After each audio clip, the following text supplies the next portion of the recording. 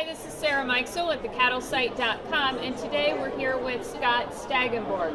He is the Director of Product Portfolio with Chromatin. So thanks for being with us today, Scott. Well, thanks for having me, Sarah.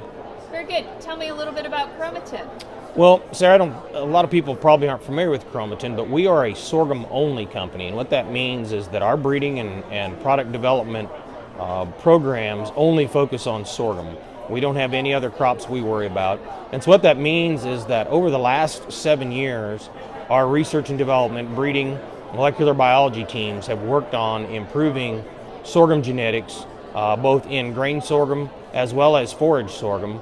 And I think you can see that in that we released 16 new hybrids this past year, 3 of which are new forage hybrids. Very good.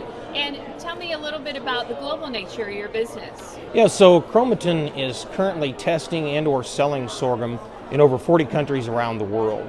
We have a very strong presence here in the United States, as well as in the European Union. We also have moved into the Asian countries here in recent years with testing, and so we expect to expand our footprint even more over the next 5 years. Very good. And let's talk a little bit about how sorghum is used in the cattle, in the beef cattle and the dairy business. Sure. One thing that people may not be familiar with about sorghum is that it's very drought tolerant, it's very heat tolerant, and so it does really well in areas that experience water stress or temperature stress. And so you can think about a lot of tropical countries, as well as places where water use efficiency is really important.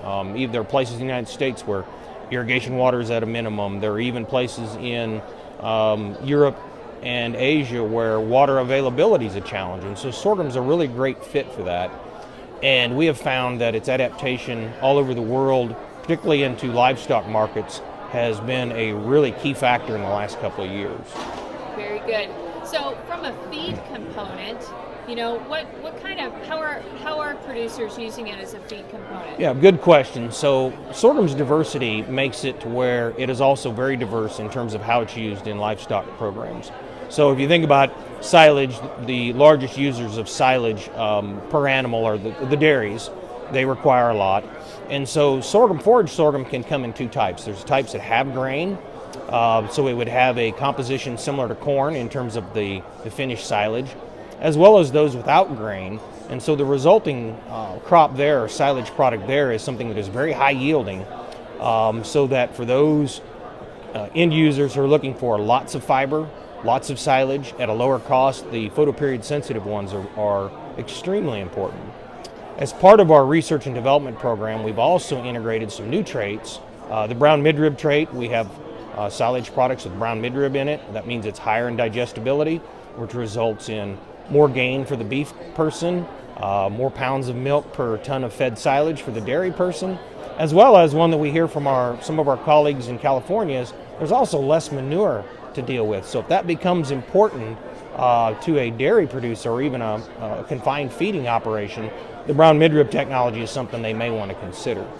We also have a trait in there called brachytic dwarf, and that makes it a better standable, more harvestable product in the end.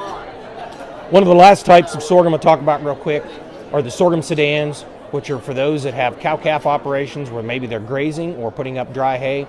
Those are great options, and we have something that fits almost any need for someone who's in the cattle business. Very good, and it sounds like a really nice sustainable option, especially as you said for some of these producers where water is an issue. Well, sorghum is one of its greatest strengths is its drought tolerance and its ability to produce high yields under limited water scenarios. Very good. Well, thank you so much for your time today, Scott. Thank you, Sarah. This is Sarah Mikesell with thecattlesite.com.